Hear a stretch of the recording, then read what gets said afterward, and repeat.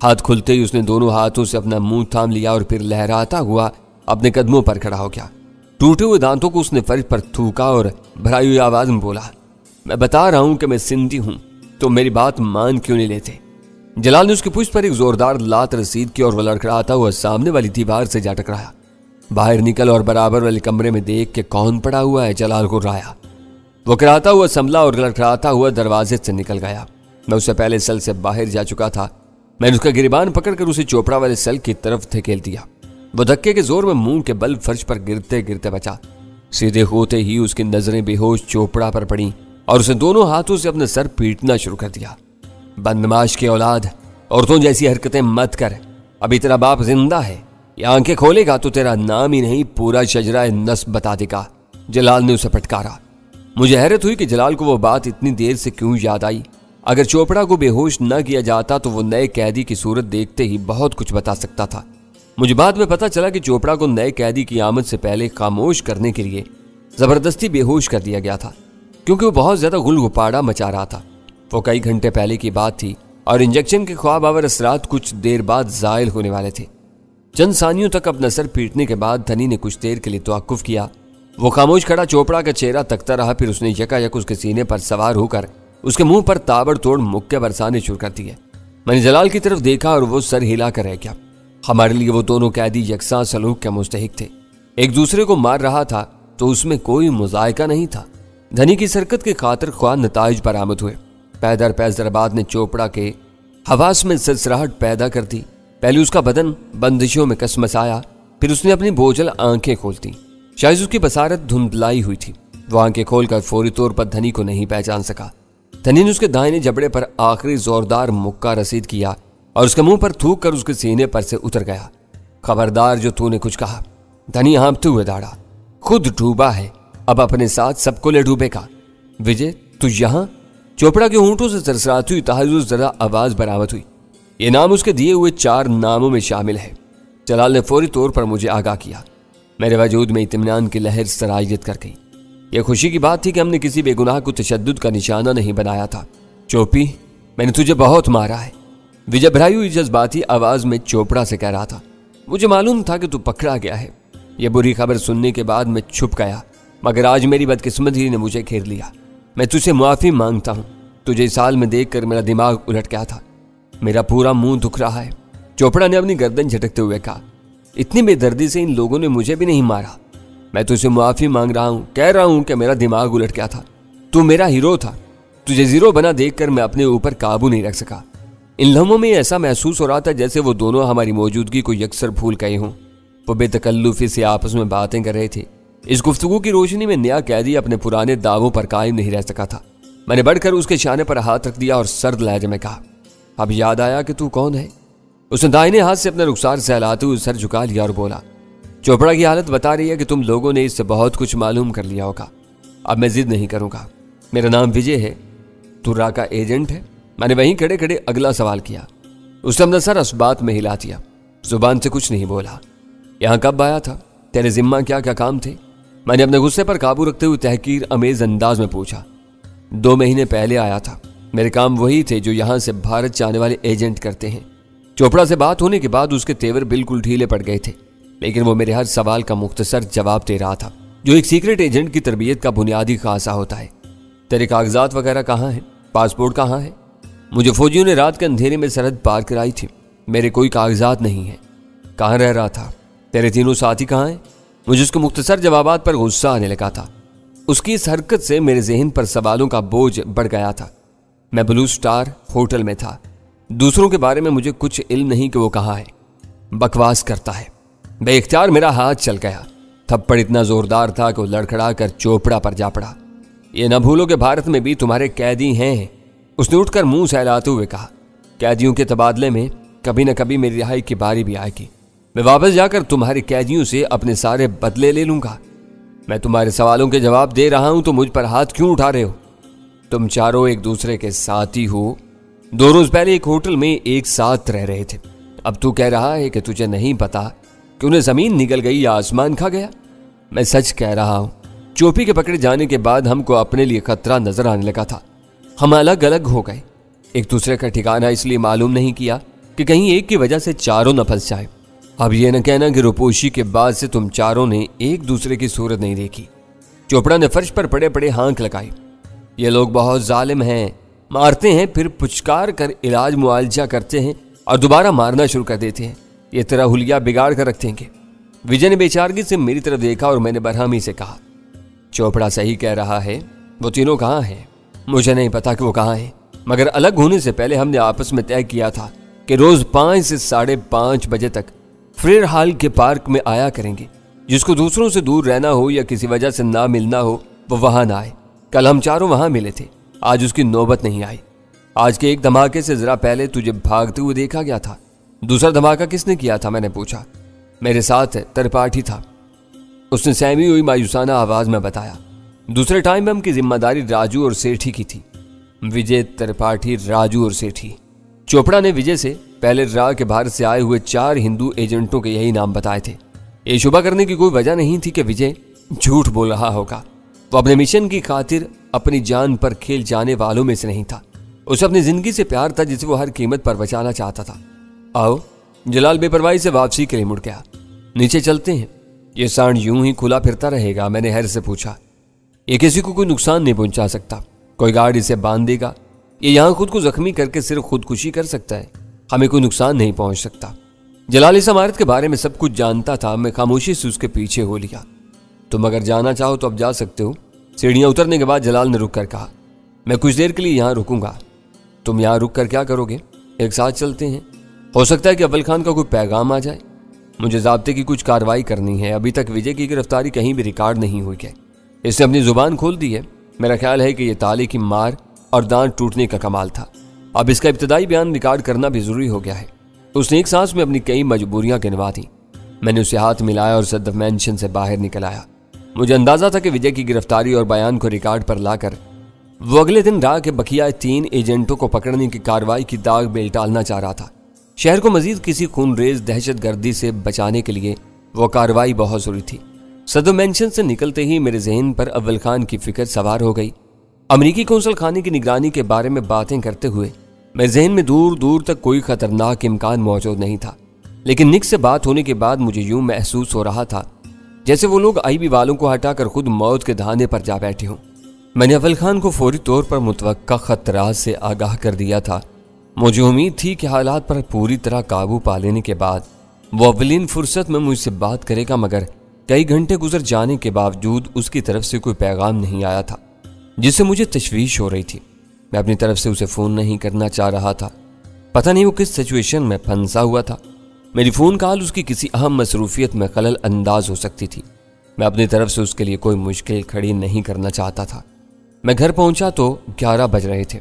मैंने जाते ही अव्वल खान के किसी पैगाम के बारे में दरियाफ्त किया और मायूसी हुई। उसने मुकम्मल खामोशी इख्तियार की हुई थी। आज का पूरा दिन किसी खास पेशरफ्त के बगैर गुजर गया। मेरी ज़ुर्दात सुनने के बाद गजाला ने हमदर्दी से कहा, आप थक कर चूर हो गए होंगे। मेरा ख्याल है कि हमने आज बड़ी कामयाबियां हासिल की हैं। निक को टाम से मुलाकात हुई, फिर निक से फ़ोन पर बात हुई, जिसके नतीजे में वो लोग खुलकर सामने आ चुके हैं। कैली का बयान, बेन डेविड के पासपोर्ट का हासूल, विजय की गिरफ्तारी। मैं तुम्हें और क्या क्या गिनवाऊं? मेरा ख्याल है कि ये एक दिन के लिए गैर मामूली कारकर्दगी है। भाग दौड़ के सही नताइज हासिल होते हैं तो थकन का एहसास नहीं होता। नाकामियों की सूरत में थोड़ी सी जुद्दोजहद भी बुरी तरह थका देती है। थके तुम और नींद वीरा को आ रही है। सुल्तान शाह बोला, 9 बजे के बाद से वो गधे घोड़े बेचकर सोई हुई है। ओह, तब ही घर में सुकून की फिजा पाई जा रही है। मैंने सुल्तान शाह की दी हुई वो इतला मजाक में टाल दी। वीरा ने सरे शाम से जिस अंदाज में मैनोशी का आगाज किया था, उसके नतीजे में उसे खाना खाते ही मदहोश होना चाहिए था। वो ज्यादा पीकर बहकती नहीं फिरती थी। सुकून और वकार के साथ अपने कमरे में बंद होकर खामोशी से सो जाती थी। मेरे लिए वो इतला गैर मुतवक्का नहीं थी। 1 बजे तक हम ड्राइंग रूम में टेलीविजन के सामने बैठे कार्ड्स खेलते और चाय पीते रहे। गजाला के अनाड़ीपन और सुल्तान शाह की बेईमानियों ने खेल में जान डाली हुई थी। थोड़ा बहुत शोर भी हो रहा था, लेकिन वीरा का कमरा मुकम्मल सकूत में डूबा हुआ था। आसार बता रहे थे कि वो सुबह की खबर ही लाएगी। 1 बजे सुल्तान शाह की आंखों में खुमार के डोरे तैरने लगे। उसने अपने कार्ड सफाई पर फेंके और ख्वाबगाह में जाने के इरादे से उठ गया। उसके कमरे में चले जाने के बाद हम दोनों का ड्राइंग रूम में बैठे रहना जरूरी नहीं था। हमने अपनी ख्वाबगाह में आकर कपड़े तब्दील किए और बिस्तर पर दराज हो गए। बिस्तर पर गजाला के बदन के नर्म और हयात आफरीन लम्स के नतीजे में मेरे जहन से हर फिक्र दूर होती चली गई। 1:30 बजे मेरे सराहने रखे हुए फोन की घंटी बजी और मैंने गजाला को भूलकर तेजी से रिसीवर उठा लिया। तुम कहाँ गायब हो? तुमने मुझे फिक्र और तशवीश में डाल दिया है। रिसीवर पर अव्वल खान की आवाज सुनते ही मैंने सवाल दाग दिया। तुमने बहुत बर वक्त फोन किया था। यहाँ के हालात वाकई मखदूश हैं। मेरे आदमियों ने तुम्हारी हदायत के मुताबिक तेजी से वापसी का ड्रामा किया। 9 बजे तक हम सब अपनी नई जगह संभाल चुके थे। मुझे यकीन है कि इनके हिसास और खुदकार कैमरे भी हम में से किसी को अपनी गिरफ्त में नहीं ले सकेंगे। मैं पूछ रहा हूं कि तुम कहाँ गायब थे? मैंने उसकी बात काट कर बेचैनी से पूछा। इस दौरान में तुम एक मुख्तसर सी कॉल तो कर सकते थे। मैं वही बता रहा था। 10 बजे मैं अपने आदमियों की चारों पोजीशनों का जायजा लेकर फारिग हुआ तो तुम्हें फोन करने के इरादे से मोबाइल निकाला। उसकी बैटरी डाउन थी। अभी अभी बैटरी दोबारा चार्ज होकर आई है तो मैं तुमसे बात कर रहा हूँ। यहाँ आज़ादाना नकलो हरकत खतरनाक है। आसपास कोई पब्लिक कॉल ऑफिस भी नहीं है। तुम्हें खतरे का इदराक कैसे हो गया? मैंने मुतजस्सिस लहजे में पूछा। कौंसल खाने की छत की ऊंची दीवार के पीछे मुसल्ला गार्ड मौजूद हैं। 11 बजे मैंने वहां से फ्रेयर हाल की समत में एक बेआवाज शोला तैरता देखा था। मेरा तजर्बा बता रहा था कि वो किसी बेआवाज राइफल का फायर था। फायर के साथ कोई चीख वगैरह नहीं सुनाई थी। इससे कोई नुकसान सामने नहीं आया। कौंसल खाने की इमारत इस वक्त गहरी तारीकी में डूबी हुई है। उसके सब दरवाजे बंद हैं। वो फायर छुपे हुए दुश्मनों को खौफजदा करने के लिए किया गया होगा। मैंने सनसनी के एहसास के साथ कहा। निक ने साफ कह दिया था कि इनके गार्ड्स 2-4 आदमियों को गोली मारेंगे तो निगरानी करने वालों की सारी भीड़ राह फरार इख्तियार कर लेगी।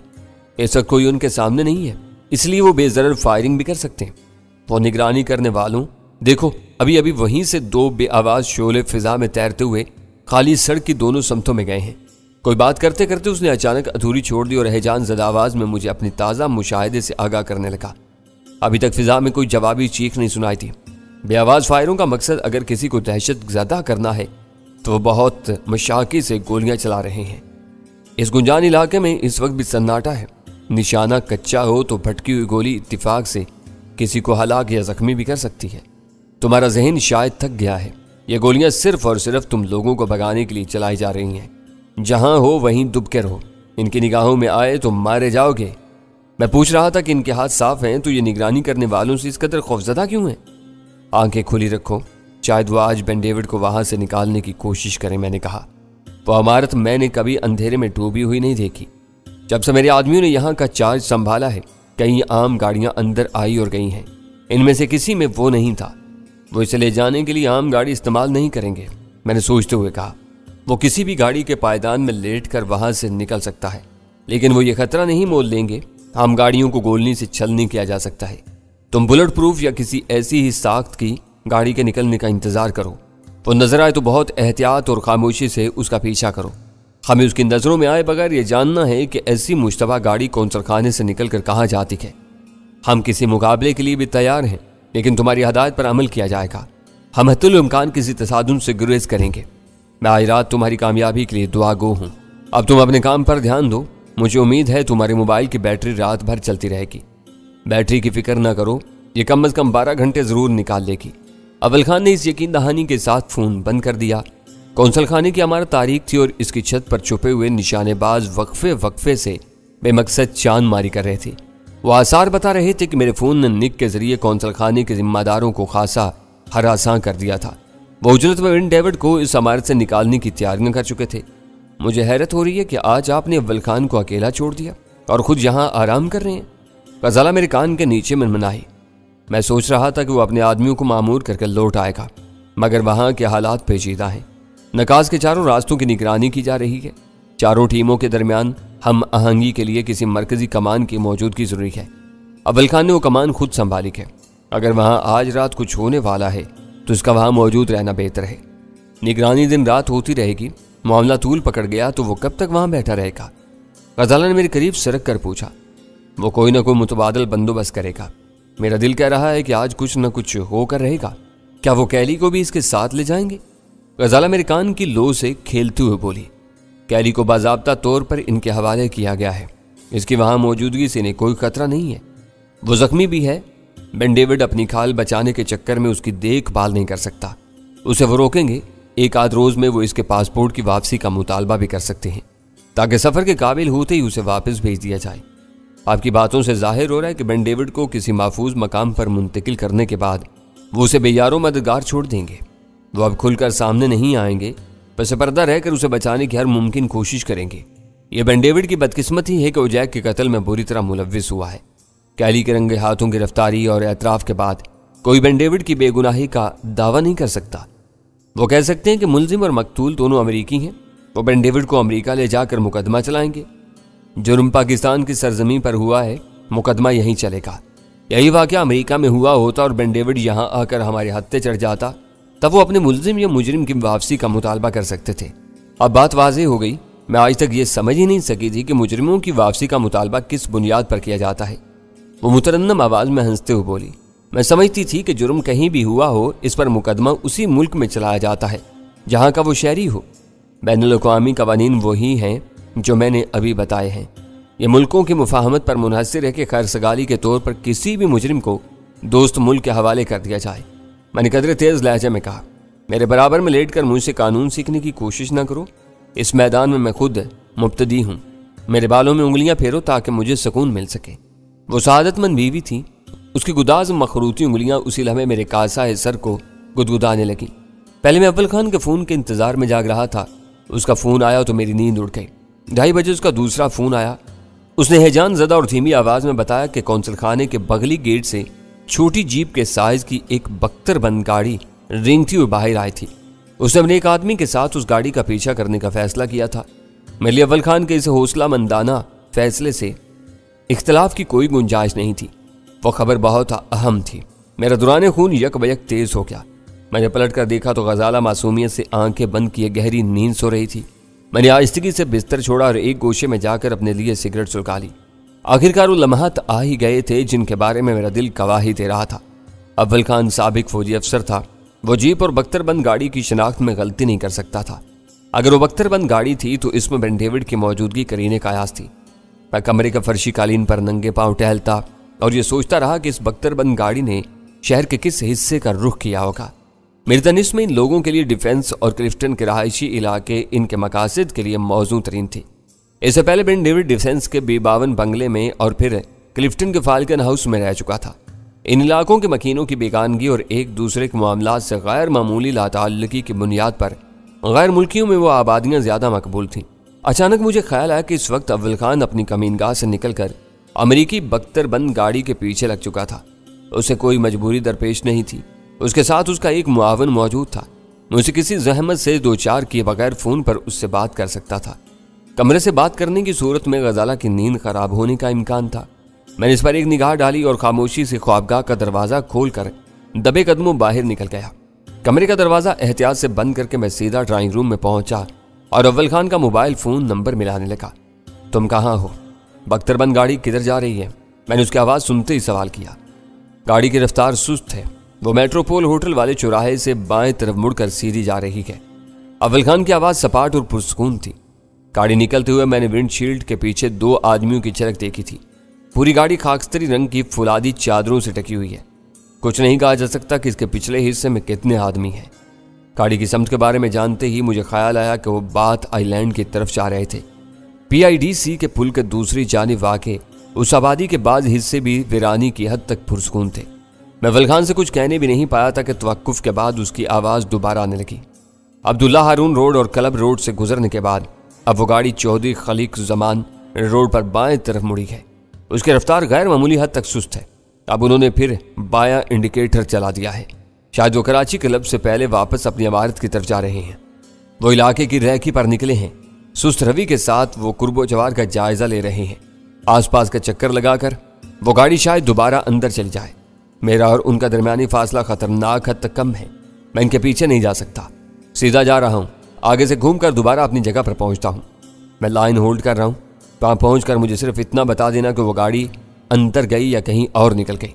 अपनी पोजीशन से मैं ज़्यादा बात नहीं कर सकूँगा। अव्वल खान की आवाज़ मुआज़त खाना थी। मैं खामोशी से रिसीवर कान से लगाए बैठा रहा जिसमें गाड़ी के इंजन की गूंज सुनाई दे रही थी। इस वक्त मेरा खाली ज़हन शैतानी कारखाना बना हुआ था। मेरे ज़हन में ख्यालात की भरमार हो रही थी। इसी दौरान में एक हौलनाक ख्याल हमला आवर हुआ कि कहीं वो बख्तरबंद गाड़ी डमी ना हो, निगरानी करने वालों को धोखा देने के लिए निकली हो। अव्वल खान पूरे जोश खरोश से उसके पीछे हो लिया। उसी जगह से हटाते ही वो लोग अंदर से किसी दूसरी गाड़ी में बिन डेविड को लेकर निकले और खामोशी से अपनी तयशुदा मंजिल की तरफ चलती गए। गनी में यह हुआ कि मेरे आसाब पर वो अंदेशा ज्यादा देर तक सवार नहीं रह सका। अव्वल खान मुख्तसर से चक्कर काट कर बहुत तेजी से अपनी जगह पर पहुंचा। मैंने रिसीवर पर कुछ सरगोशियाना आवाजें सुनी। फिर अव्वल खान की आवाज आई, सब ठीक है। गाड़ी अंदर चली गई। वो रैकी ही पर निकले थे। मैं जाग रहा हूं, जरूरत पड़ते ही फोन कर लेना। जल्दी से ये कहकर मैंने फोन बंद कर दिया।